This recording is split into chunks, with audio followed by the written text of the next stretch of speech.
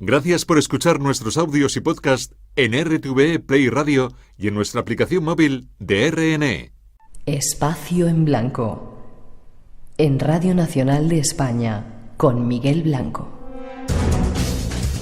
3 y 6, 2 y 6 en las Islas Canarias. Regresamos tras las noticias. Nos queda todavía una hora para compartir misterios.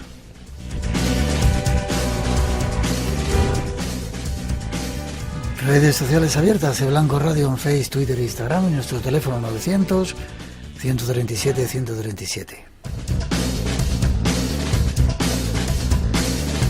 Sigue con nosotros todavía David Zurdo. Prepararos para esa sección que tenemos de pantallas misteriosas, pero antes de que te vayas, quiero aprovechar que estás aquí con nosotros. Algunos otros misterios de la historia que tengan que ver con la ciencia que te han llamado la atención. Es que hay bastantes, pero a ver, yo diría, por ejemplo, uno de ellos que es impresionante, es los mapas en general que tienen información que teóricamente en su época no estaba descubierta son fascinantes, pero casi todos se pueden explicar en clave de que eran cuestiones de secretos de Estado. Pero hay uno que se llama el mapa de Oronce Finé, que está fechado en 1500 y pico. ¿Oronce Finé? Oronteus Finaeus, Oronce Finé, según no, como lo queramos decir, si latinizado o no. Pues este mapa es auténtico, más, bueno, quiero decir que está conservado en la Library of Congress, esta famosa de Estados Unidos. Hay reproducciones de él poco tiempo después de 1500, anteriores a 1600, con lo cual sabemos que es auténtico, y muestra la Antártida. Fatal, parece fatal, ¿no? El dibujo es enorme, se mete en Sudamérica, el continente antártico no estaba descubierto en esa época. Pero bueno, siempre se decía lo de la Terra Australis incógnita, se pintaba algo allá, huevo un poco, por perdón la expresión, para poner que tenía que haber algo. Pero es que este mapa resulta que con técnicas modernas se reduce de escala, se cambia con transformaciones matemáticas, que es algo que se hace en todas las proyecciones cartográficas, y resulta que se parece mucho a la Antártida sin hielos, que no se sabe que era así, hasta que se consigue sobrevolar a mediados del siglo XX, con métodos, digamos, que permiten penetrar el hielo y ver que debajo está la Tierra, y que esa Tierra tiene una forma. Se parece muchísimo. Claro, ¿cómo se puede parecer a algo que no se sabe cómo era hace miles de años? Bueno, pues me parece otro enigma absolutamente fascinante. Quizá es que había otra civilización que tenía, o extraterrestres, o... Bueno, lo que fuera, pero yo, Miguel, como siempre, yo no voy a la explicación que no la sé, pero a los hechos sí voy. Y el hecho es que eso que se ve ahí, de hecho hay alguna zona, por ejemplo, que se descubrió en ese vuelo, ¿no?, de los años 40 o 50, sí, en el que se consigue ver lo que hay debajo del hielo. Por ejemplo, una zona que parece que es una península, resulta que no es una península, es hielo solamente. Debajo no hay tierra. En el mapa de Oronce Finé esa parte no está, porque ahí no hay hielo, no hay tierra ni hay nada. Digo, en los años en que se supone que se pudo crear aquello que dio origen a ese mapa, que es posterior. Bueno, pues esto es un misterio también gigantesco. Pero es que hay tantos, y más recientes también. ¿Dónde está el mapa ese? Y ahora te pido. Sí, en la Library of Congress lo conservan, el original, y luego hay muchas, ya digo, copias que están autentificadas. Bueno, no es que estén autentificadas, no hace falta. Si en un libro de 1587 aparece ya referenciado ese mapa, ya no hace falta autentificarlo más. Es que ya, si hay copias es porque es auténtico. Ya. Hemos hablado hace poco de Colonia, aprovecho que otro de los grandes misterios, Miguel, es que es increíble también. ¿Llegó realmente a América antes? ¿Llegó alguien a América antes entendiendo a dónde había llegado? No entró en los vikingos porque no entendieron a dónde habían llegado. ¿Fue realmente alguien que ya había descubierto América y volvió para...? Es que también ahí hay muchos enigmas, pero que son serios, que no son lucubraciones extrañas de unos cuantos locos. Bueno, en fin, los propios chinos, que también hay una teoría sobre que pudieron llegar, y además tiene sentido, los templarios, ¿no? También existe la teoría de que tenían allí sus fuentes de riquezas y por eso consiguieron de repente convertirse en tan ricos, y todo esto puede sonar a chino, pero es que a veces cuando se descubren cosas, lo que anteriormente sonaba chino suena real. Troya mismo, el famoso Schliemann, el loco alemán que va y la encuentra cuando pensaba todo el mundo que era un mito, cambió el paradigma. Y de hecho ahora al revés, cualquier relato antiguo se tiende a pensar que, oye, a ver si va a ser cierto, o este tesoro del que se habla, ¿no?, o esta historia, esta ciudad perdida, o esta ciudad... Bueno, yo creo que hay que estar muy abiertos a estas cuestiones y como mínimo tomarlas en serio, porque tampoco, todo lo que nos han contado tiene que ser cierto, y eso lo vemos todos los días. La historia no es como nos lo han contado, ¿no? En muchos casos sí, en muchos casos no. ¿Cómo se llama tu programa? El pasado ya no es lo que era. Algo parecido. Ha sido un placer que hayas estado con nosotros. Déjame que ponga una musiquita, casi te digo adiós. Estas músicas para saludarte a Alan Parsons ahora. ¿Has estado a gusto con nosotros? Pero Miguel, como siempre, es que no hace falta ni que lo preguntes. No se nota. Espero que no tardemos otros 20 años en que vengas para volver a hablar, no sé si del último secreto del largo o de cualquier otra cosa. Claro que sí, no, 20 años son muchos, ¿eh? Aunque diga el tango que no son nada. Demasiados. El pasado ya no es lo que era. ¿En Radio 5 cuándo? Los sábados a las 11 de la mañana. ¿Tienes página web? Sí, pero como si no. Mejor no, prefiero ni decirla porque está desfasada, está vieja, no tengo tiempo para cambiarla. Así que no, lo único sí, el Twitter es DavidZurdo1, @ o como se diga, DavidZurdo1, redes sociales que solo utilizo estrictamente para el programa. Vale. ¿Y mañana vas a estar en el Retiro? Sí. En la Feria del Libro, haciendo un programa con nuestros compañeros, ¿no? Sí, no es un día cualquiera, el programa que es de los fines de semana de Radio Nacional, que bueno, yo estoy los domingos haciendo una sección de ciencia y mañana la hacemos en el Retiro a las 9 de la mañana, vamos, el programa dura más evidentemente, con nada menos que Javier Sierra con nosotros. Si queréis madrugar, esa es la cita. Como siempre ha sido un placer. No, pues si queréis madrugar, no, madrugad por favor. Ha sido un placer tenerte, sentirte cerca y estar a tu lado. El placer ha sido mío, de verdad, Miguel. Nos vemos prontito. Muy bien.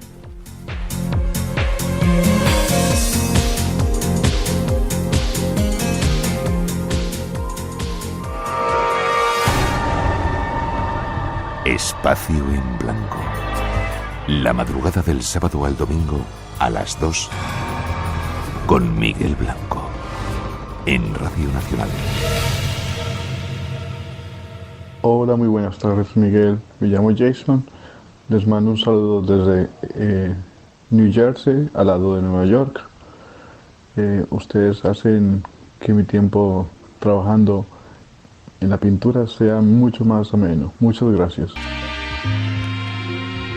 Y vamos con noticias del mundo del misterio que se dan en todo nuestro país. Nos vamos hasta Motril a hablar con Alberto y Miguel Santiago. Buenas noches, Alberto. Buenas noches, Miguel. Buenas noches, equipo. ¿Cómo estás? ¿Cómo estás? Bien, genial. Encantado otra vez de contactar contigo y aquí en la tierra de la costa tropical. A gusto, ya mucho calorcito y sí, señor, ya empezar una época bastante buena. Como me gusta. Hace poco estuve por ahí, seguramente vuelvo en verano a darme una vueltita por ahí. Aquí te esperamos, Miguel. He de decir que eres presidente de la Asociación Costa Insólita de Motril y que os habéis metido en organizar el primer Congreso Nacional sobre Criminología. Cuéntame. Pues sí, ya ha pasado el tiempo, ya ha pasado esta maldita, al menos, epidemia, al menos un poquito, ha pasado, podemos estar más tranquilos y es un congreso que teníamos antes incluso de aquella época. En esa época íbamos a realizar este congreso y es ahora, cuando por fin podemos realizarla sin ningún tipo de miedo, al menos sin tener un poco de cuidado y vamos a estar ahí presentes en el Teatro Calderón. Sí, señor. ¿Día? El día 4 de junio nos veremos aquí en Motril a partir de las 17:30 horas. Y bueno, el lugar es el Teatro Calderón, me has dicho, ¿verdad? El mítico y misterioso Teatro Calderón de Motril. Bien. ¿Para cuánta gente hay plazas? Son unas 300 y pico personas. Vale, tienen que darse prisa porque va a ser interesante. Día 4 de junio, Teatro Calderón en Motril a partir de las 17:30. En un momento os decimos cómo hacer para conseguir entrada.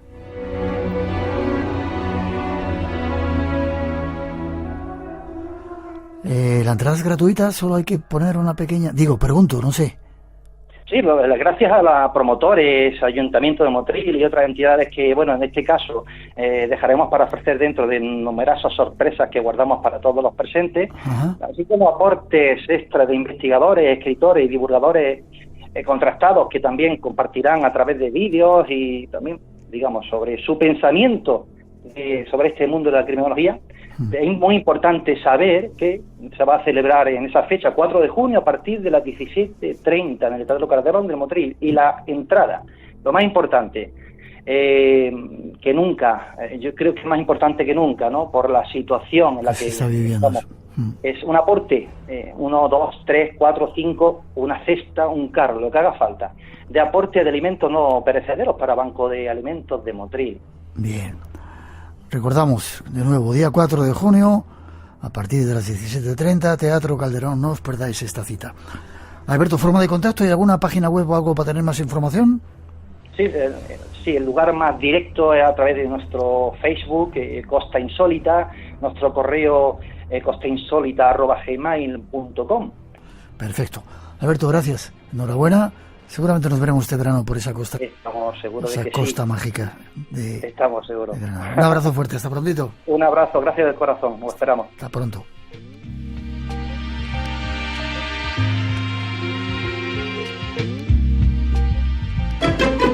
Radio Nacional de España, la que quieres.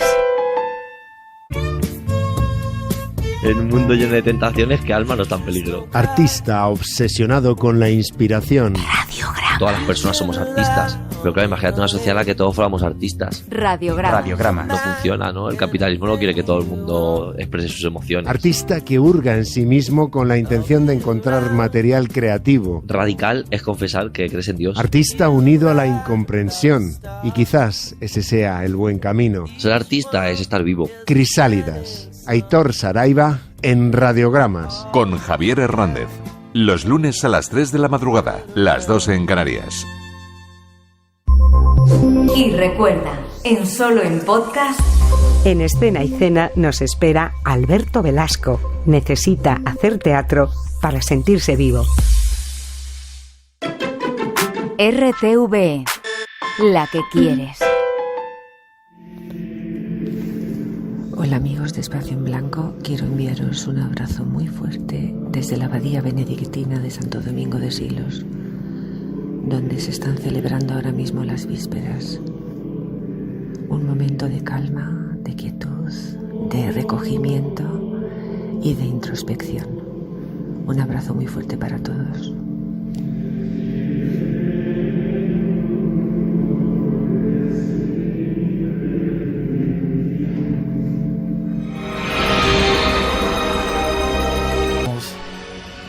Las pantallas misteriosas con nuestro invitado Francisco Javier Millán. ¿Lo digo bien? Porque eso de tu nombre... ¿Cómo te llamo? ¿Francisco, Paco? Los amigos, por cierto, buenas noches. Buenas noches. Los amigos me llaman Javier, todos. Javier, vale, por eso. Pero mi nombre artístico es Francisco Javier Millán, por llamarlo de alguna manera. Vale. Es nuestro crítico de cine, hemos inventado con él una sección. Es curioso lo del cine, la cantidad de mensajes que hay ocultos, la cantidad de intenciones que meten los directores, ¿verdad? Sí, muchos códigos ocultos que algunos los estamos desentrañando a través de esta sección. Sí, señor. Bienvenido, aquí estás en directo a Avenida Madrid a firmar libros. Eso es, estamos en la caseta 284 de Diablo Ediciones, mañana a partir de las 2 y también a partir de las 6. Dar cera, pulir cera. Sí, he escrito un libro sobre... me gusta eso, dar cera, pulir cera. Sí, he escrito un libro sobre Karate Kid que no tiene nada que ver con el mundo del misterio, una película que a todos de nuestra generación nos marcó mucho, ¿no? Yo tenía 9 años cuando se estrenó el primer Karate Kid. Sí, yo no me acuerdo, pero me gustó mucho eso, dar cera y pulir cera. Hay que dar mucha cera últimamente. Hay que dar mucha cera, sí. Este es nuestro invitado, si queréis participar, 900-137-137, nuestro teléfono.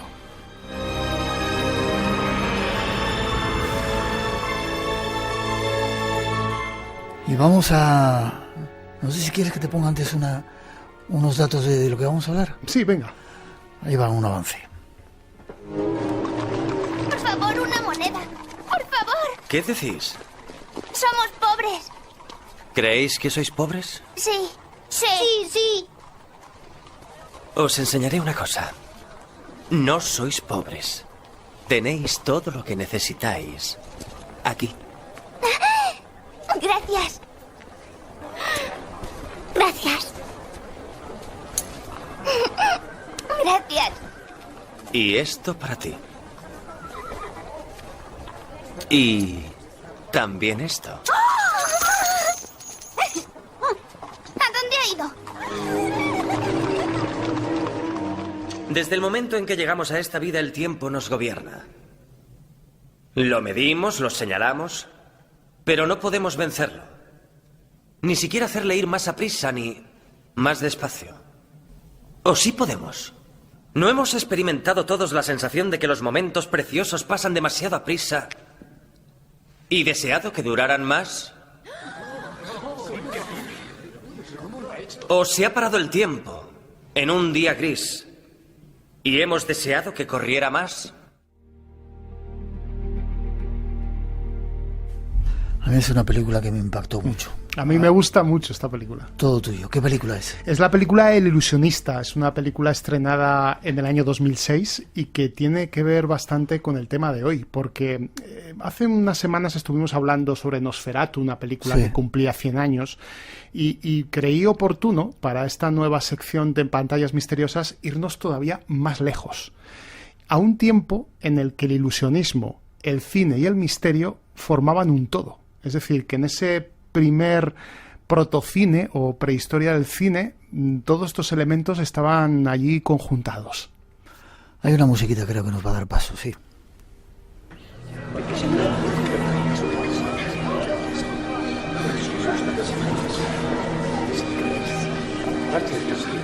¿Quién es ese? Me llamo Frankel. ¿De dónde vienes? Vengo de Brunn. Mi padre tiene un molino allí. ¿Cómo es que estás aquí esta noche?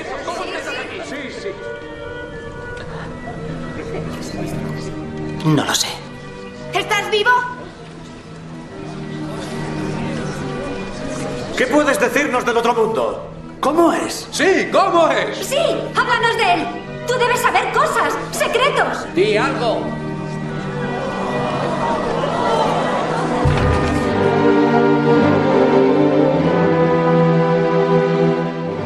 Danos algunos datos de la película, que recomendamos desde aquí si no la han visto. Recomendamos, es la historia del ilusionista y misterioso Eisenheim, que vive en la Viena de 1900, en una época increíble, en la que los magos eran capaces de traer a criaturas y seres sobrenaturales a los escenarios. Lo que acabamos de escuchar es una escena en la que el mago invoca a una persona fallecida y las personas que están como público le están preguntando acerca de si había estado vivo. De repente aparece el personaje, muerto, sí. Y muchos le preguntan, cuéntanos cómo es el más allá, porque esto era muy real. Los magos ilusionistas lograban traer a gente del más allá en los escenarios. Es una película preciosa, además tiene una dirección de fotografía extraordinaria, una ambientación de principios del siglo XX, una historia que además lo mezcla con una especie de misterio que hay alrededor de uno de los nobles, uno de los herederos al trono en Austria. Es una película que si no la habéis visto, por favor, hacer el favor de verla, ¿eh?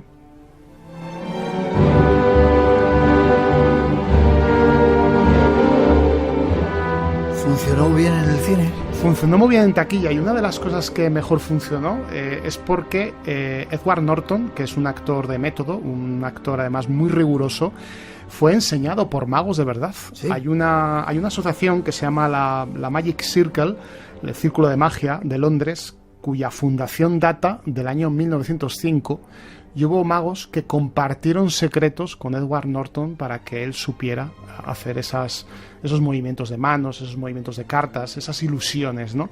Por cierto, el lema de esta asociación del Círculo Mágico es muy interesante. Es un lema que se lee en latín, se dice Indocilis privata loci, que significa en castellano no apto para revelar secretos. Aquel miembro que revele algún secreto fuera de esta asociación es echado drásticamente de ella.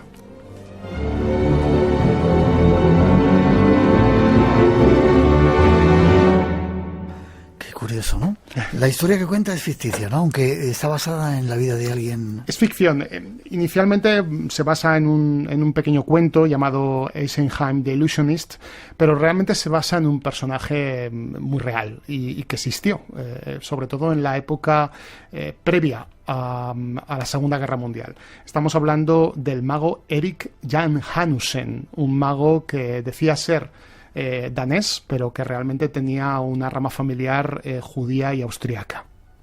Tenemos, creo, un pequeño corte. Es fácil, un plato único, como lo hace nuestro pueblo, tan duramente golpeado por la providencia. En un mundo de sectas, donde emergen las ciencias ocultas, Erik Jan Hanussen te puede hipnotizar, te puede echar las cartas, te puede leer la mano, puede predecir tu vida, puede adivinar tu muerte. ¡Socorro! Damas y caballeros, el hombre que va a presentarse ante ustedes en este escenario posee unas dotes muy peculiares, una potencia espiritual más allá de cualquier lógica. Es capaz de adivinar las voces de nuestra alma, capta nuestra voluntad con sus poderes telepáticos.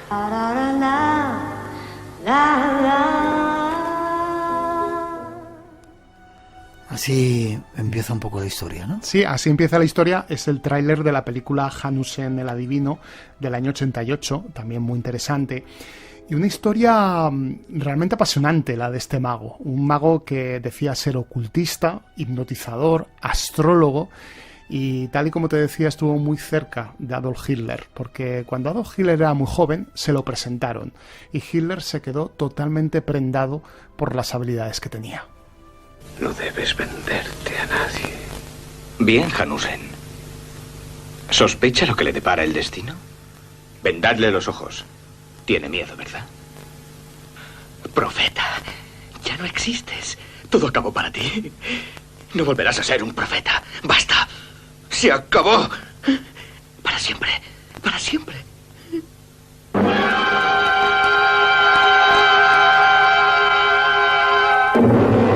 Hanusen, el adivino. Llegó incluso a ser uno de los astrólogos predilectos de Hitler. Y vaya si lo fue, porque ¿te acuerdas? Seguramente los oyentes también lo recordarán, aquellas viejas filmaciones de Hitler donde se le veía en los discursos muy apasionado, ¿no? Haciendo gestos con las manos tremendos. Todo esto lo aprendió gracias a Hanusen. Esto está demostrado históricamente, que Hanusen le enseñó a manejar las masas con representaciones escénicas apabullantes, porque los magos juegan con los trucos, con sus secretos, pero también juegan mucho con las representaciones escénicas, y le enseñó parte de estas representaciones escénicas a Adolf Hitler cuando estaba a punto de ganar las elecciones en Alemania. Y luego, un poco más tarde, cuando predijo que el palacio del Reichstag iba a quemarse, esto ocurrió realmente. Hanusen acertó, aunque se habla que había un complot para que él supiera exactamente que iba a producirse este incendio, y esto fue un antes y un después en el alzamiento nazi. A partir de ese momento la vida de Hitler fue imparable hasta la Segunda Guerra Mundial. ¿Qué ocurrió? Como antes te decía, tenía un origen austro-judío, lo ocultó durante toda su vida hasta que los nazis se enteraron y lo mataron luego posteriormente.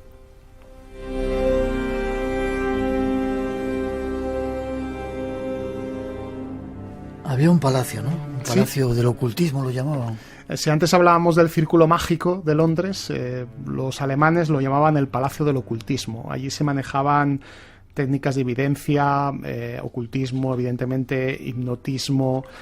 Había muchas prácticas y todos los que eran de clase alta en Alemania acudían a él. Pero no solamente acudían a ver los espectáculos, sino que acudían a ser asesorados para que sus vidas tuvieran cierta guía por parte no solamente de Hanusen, sino de otros ilusionistas que trabajaban allí. Todos estos ilusionistas cogían toda la herencia del ilusionismo del siglo XVIII y siglo XIX. No era nada inventado en el siglo XX, sino que ya provenía de todos los magos que habían estado 200 años antes.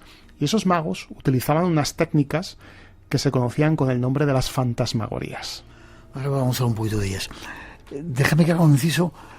Saludamos a Miguel de Lucas, que fue uno de nuestros magos con el que hemos hecho muchas cosas, y cuando estoy con ellos yo me pregunto, ¿serán trucos o tendrán poderes de verdad? No tienen poderes, aunque juegan para que tú creas que tienen poderes. Sí. Sí, y estos magos, los magos históricos como Hanusen, por ejemplo, sabían muy bien cómo manejarse en estas clases altas para convencerles que sus poderes eran reales, porque realmente guiaban las vidas de estas personas. Sí, pero yo creo que alguno tiene poderes. Por lo menos pienso eso, Miguel, entre otros, Miguel de Lucas.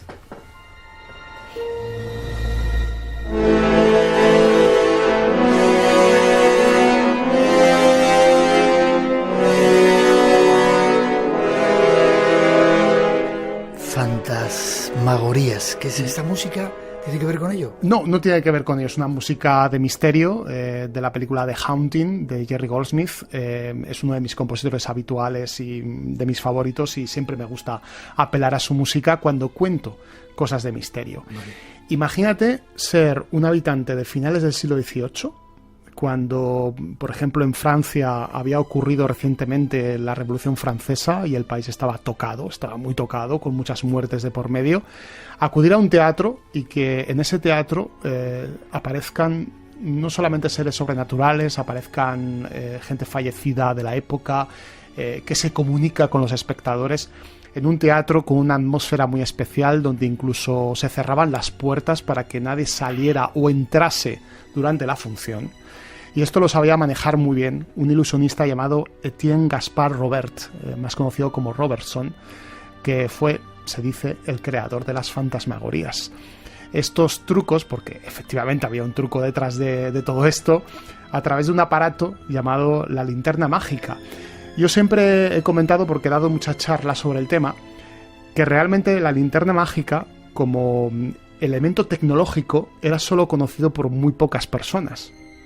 ¿Y qué pasaba? Que los espectadores que iban allí ignoraban la existencia de esta herramienta y cómo funcionaba.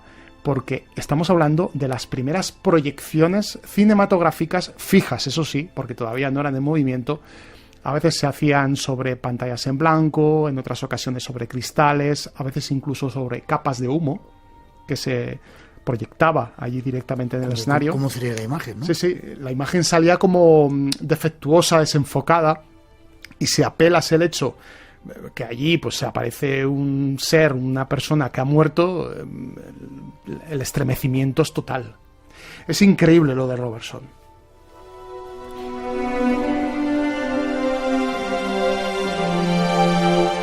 Veo aquí que tenían incluso estimulación sensorial, incluido olores, descargas eléctricas.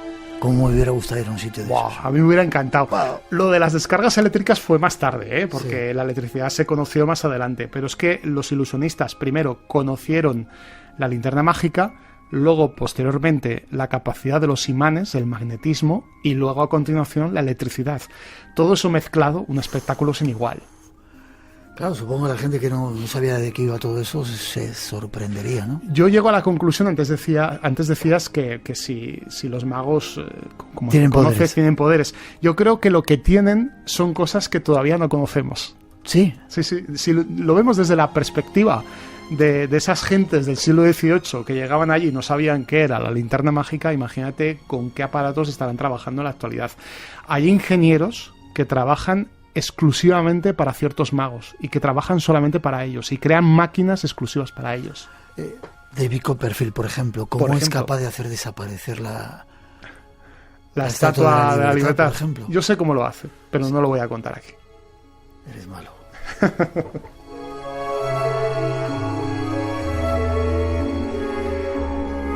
Sin embargo, si nos vamos muy atrás, hay una hipótesis chamánica, ¿no?, en todo esto. Esto te lo he traído porque sé que te gusta el tema de los chamanes, sí, ¿no? Hay un prehistoriador y etnólogo llamado Henry Breuil que, junto con Ramón Mairata, que es un autor español que ha escrito un libro magnífico titulado Fantasmagoría, Magia, Terror, Mito y Ciencia, ambos coinciden en lo mismo. Imagínate, prehistoria, las pinturas rupestres, por ejemplo las de Altamira. Los chamanes entraban con su gente, las pinturas ya estaban allí, en esas paredes tan increíbles, y ellos con el fuego hacían un juego de luces y sombras, que es algo muy parecido a lo que hicieron los magos luego posteriormente. Y este conocimiento fue luego llevado a otras civilizaciones que lo heredaron, como por ejemplo la cultura egipcia. No me digas. En la civilización egipcia, en los egipcios, muchas veces cuando llegaban los adeptos a ciertos cultos, a los templos, de repente se aparecía allí una deidad, un ser sobrenatural de ultratumba. Realmente no se aparecían estas criaturas de verdad, sino que eran esos sacerdotes haciendo esos juegos de luces y sombras con las técnicas que ya conocían anteriormente. ¿Y llegó hasta el Renacimiento todo esto? Sí, en el Renacimiento se partió, porque la magia y la religión estaban muy cercanas, estaban prácticamente pegadas. Los sacerdotes eran los conocedores de la magia, pero llega el Renacimiento y eso se separa. Y progresivamente la magia llega al espectáculo más puro y duro, hasta la época del siglo XVIII.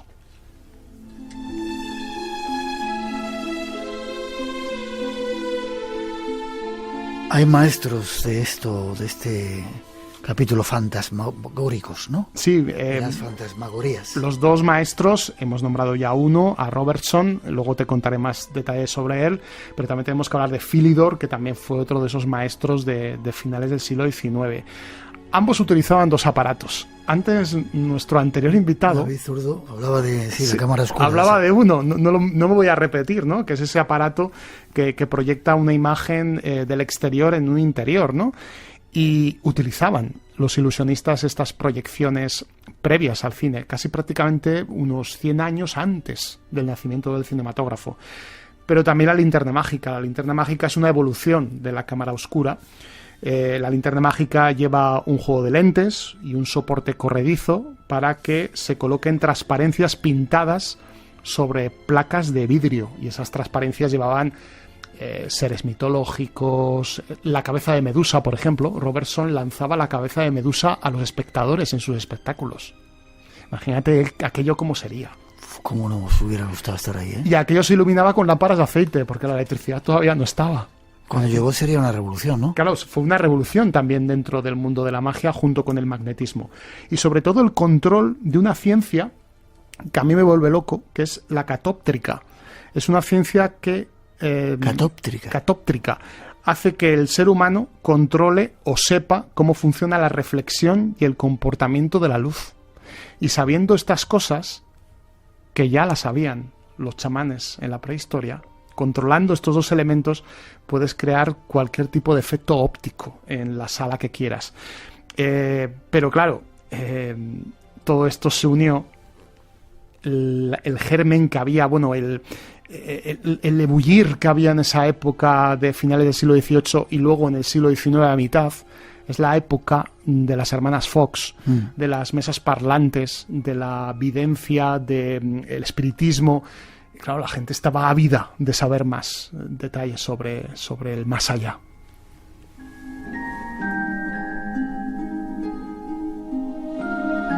Y después llega el cine, ¿no? Que era lo que faltaba ya para... Sí, para girar ya, ¿no? Y para rizar el rizo. Los hermanos Lumière llevaban tras el invento durante muchos años, eran gente que se dedicaba a la empresa fotográfica, y en el año 1895 realizan la primera proyección en el Café de Lyon, una proyección que es histórica y que se marca como el momento en el que nace el cinematógrafo.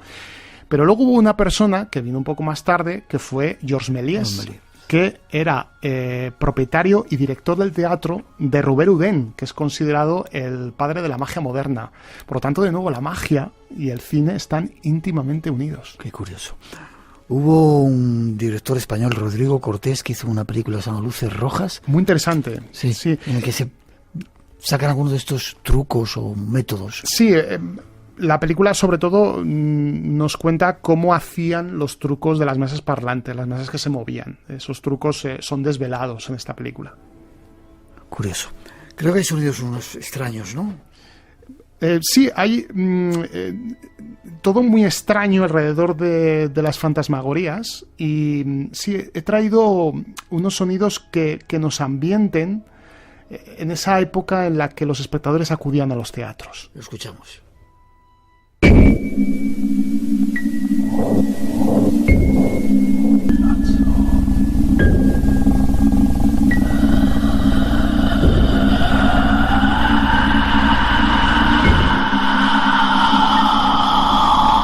imaginas, Javier, estar en una sala, que te hayan cerrado la puerta, que no puedas salir, sí, y que empieces a escuchar esto? Y que no haya ninguna fuente de luz, es decir, que lo apagan todo. En esa época a veces habría velas, en otras ocasiones habría lámparas de gas, y si no puedes salir, imagínate. Etienne Gaspard Robertson sabía manejarse muy bien en todo el espectáculo, ¿no? Inventó una linterna mágica propia llamada la Fantascope, que lo que lograba con ello era mover las imágenes, esas placas de vidrio, con un sistema que podría ser parecido al traveling, hacía que esas imágenes pudieran avanzar y retroceder, y utilizando varias linternas mágicas y mucha rapidez, porque no solamente estaba él, sino muchos ayudantes, lograban que todos aquellos fantasmas que aparecieran se lanzaran contra el público. Déjame escuchar un poquito más.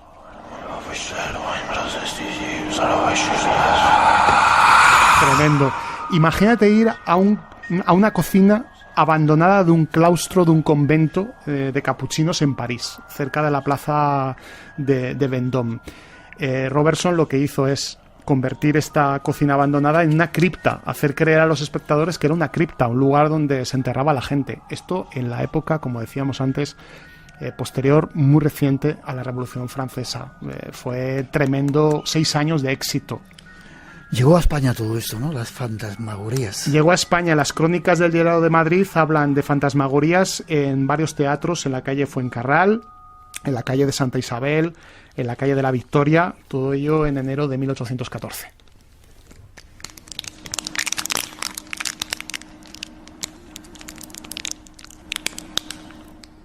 El mundo del cine, ¿eh? Apasionante. Yo me quedo con el lema del círculo mágico. Ese lema en latín, indocilis private loci, no apto para revelar secretos.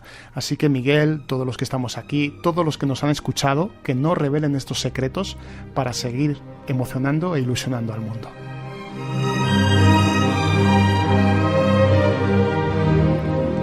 ¿Me vas a contar cómo hacía desaparecer la estatua? No. Te lo cuento fuera de micrófono. Vale. Forma de contacto contigo, Javier. Mañana te pueden ver en la... ¿no? Sí, eso es en la caseta 284 a partir de las 2 y luego también a partir de las 6. Y el método de contacto, como siempre, a través de mis redes sociales. Mi nombre es Francisco Javier Millán. O si no, con mi correo electrónico fmillanalmenar@yahoo.com. Sí, un placer. Y más que hayas estado aquí en directo con nosotros a estas altas horas, 3:44. Una maravilla. Merece la pena trasnochar, para estar contigo. Gracias. Muchas gracias. A ti.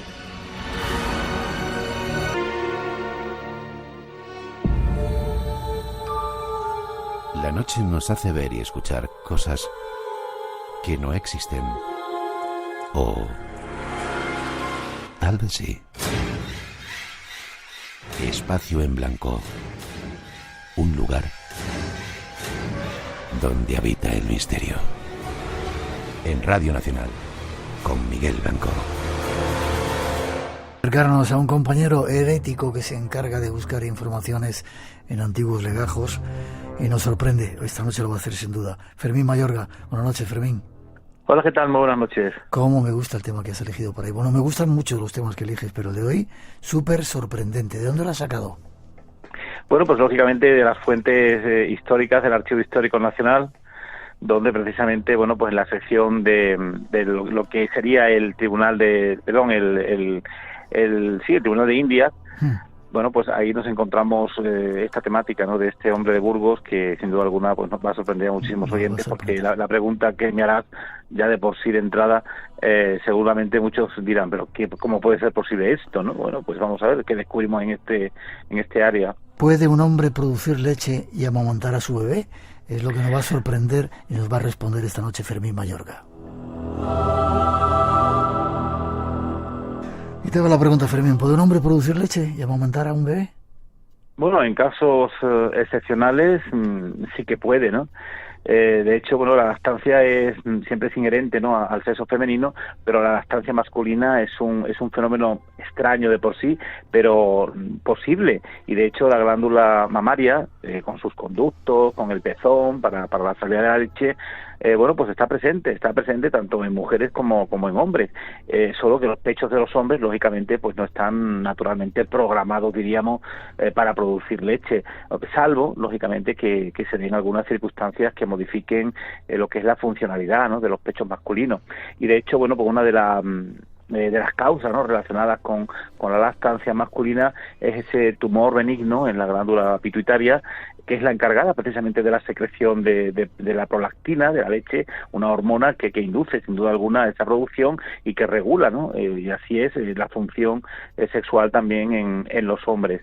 Y bueno, pues la cantidad de leche que puede llegar a producir es inferior a la que produce la mujer que acaba de dar a luz, siempre según los científicos, ¿no?, los médicos que estudian esta realidad, y siempre dependiendo, ¿no?, principalmente de los niveles de prolactina que segregue. En las mujeres comienza a segregarse desde el comienzo del embarazo y va de alguna manera incrementándose pues hasta el momento desde el parto, cuando realmente ahí ya su cantidad pues aumenta más que nunca.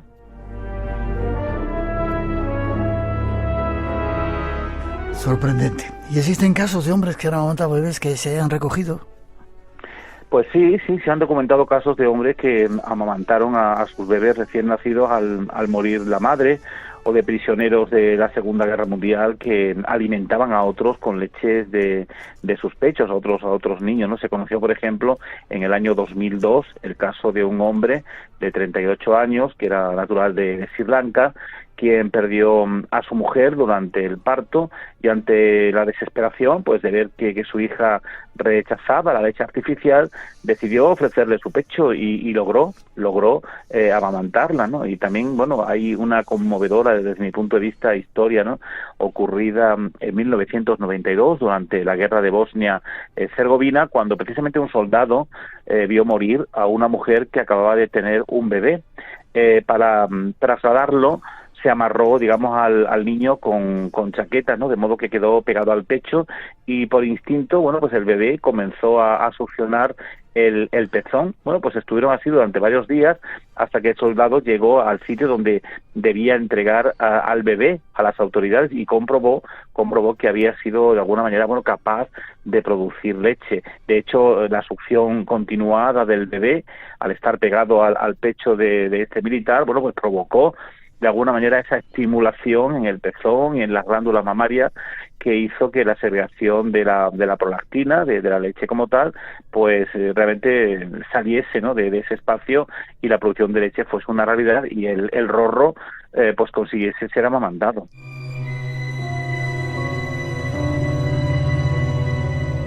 Increíble. Pero hay más casos, creo, en España, ¿no? 1786, recoges un caso. Sí, aquí recordemos un caso que está sacado precisamente de esas fuentes documentales que hemos indicado anteriormente. Además, te dice literalmente el documento, es el extraño caso de un hombre español que amamantaba a sus hijos. El nombre de este señor era don Antonio Lozano, que era natural de la villa de Plampiega, en Burgos. Era casado, era maestro de primeros rudimentos. Los primeros rudimentos eran, bueno, pues digamos, era un catequista de la época, era el que enseñaba las primeras doctrinas a los niños en el pueblo de indios tributarios, ¿no?, de San Fernando, en México, y bueno, daba leche especialmente del pecho izquierdo, del mismo modo que una mujer cuando está criando.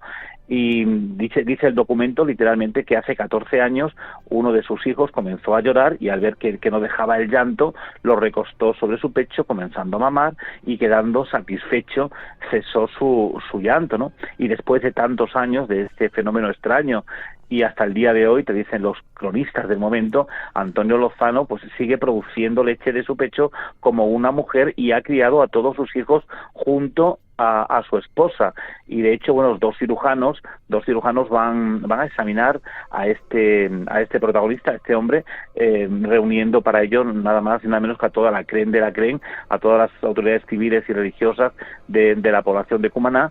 Y bueno, varias veces se les ha retirado la leche en presencia de la gente, ¿no?, a este hombre, y por supuesto también inclusive a la mujer, y presenciaron y vieron que desde luego producía tanta leche, o a veces incluso más que su propia esposa, ¿no? Es decir, que de alguna manera este hombre realmente tenía ese licor materno pues en cantidades bastante sorprendentes. Increíble la historia. ¿Podía ser hermafrodita Antonio Lozano? Bueno, en un principio se pensó que podía ser hermafrodita cuando llega la noticia, ¿no?, a las autoridades. Pero claro, los cirujanos, cuando realmente ponen, bueno, pues a palpar, nunca mejor dicho, tanto las partes pudendas de este señor y a observar, pues se dan cuenta que no. Y de hecho el médico que lo va a examinar así lo certifica. Y bueno, el galeno va a utilizar una cuchara de plata a vista y presencia de los presentes, un utensilio que va a poner bajo el pezón de la mamela, te dice el documento, de la mamela izquierda de Antonio Lozano, quien, apretándose su pecho con su mano derecha, comenzó a destilar un líquido de color amarillo. El médico además advirtió y escribió en un documento que el pecho lo tenía como el de una niña adolescente, ¿no?, y que de la mamela derecha el líquido que salía era muy poco. Y dice también el médico que las carnes eran moletas, ¿no?, es decir, como las de una mujer.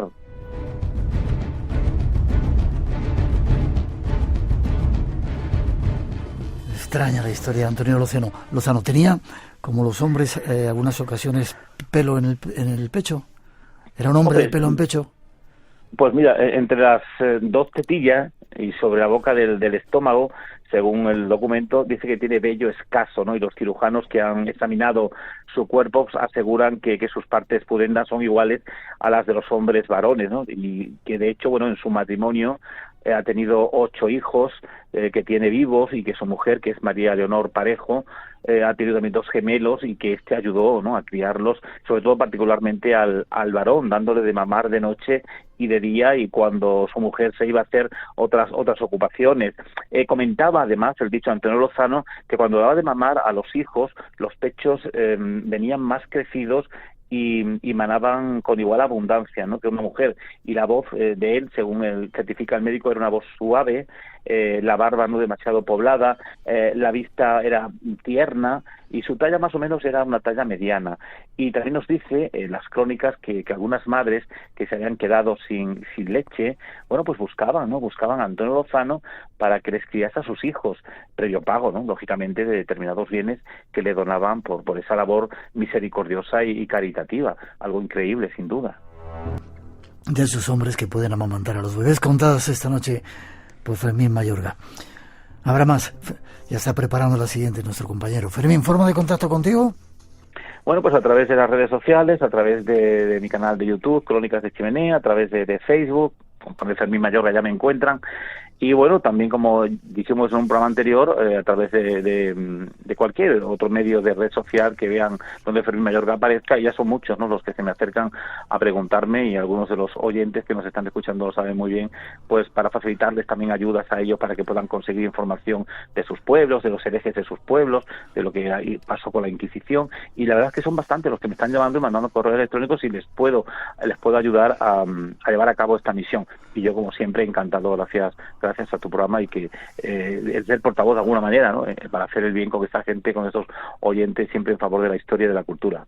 Gracias, hereje. Seguramente tendrás muchos más. Te espero dentro de poquito. Venga, mi amable, muchas gracias. Un fuerte abrazo. Un abrazo, hasta luego. Que tengan relación con los temas del misterio. Recojo el guante, venga. Perfecto. ¿Lo recoges? Venga. Lo apuntamos. Perfecto. ¿Ganadores de hoy? Tenemos a Fran García, el primer ganador, Juani Ramírez Valderas, Isabel Alonso, María José Castilla y Llanos Fernández. Sabéis que tenéis que escribirnos a espacioenblanco@rtve.es y mandarnos vuestra dirección postal. Perfecto. Y si quieren dejar notas de voz, 633 50 50 11, nuestro WhatsApp. Detrás está Ramón Álvarez atendiéndoles. Sí, y hoy quiero agradecer especialmente a nuestro compañero Antonio Baena, que ha estado ahí al pie del cañón en nuestras redes sociales y en Facebook, trabajando y haciendo las cosas muy bien. Feliz semana, Rosa. También a ti. Nos vemos prontito.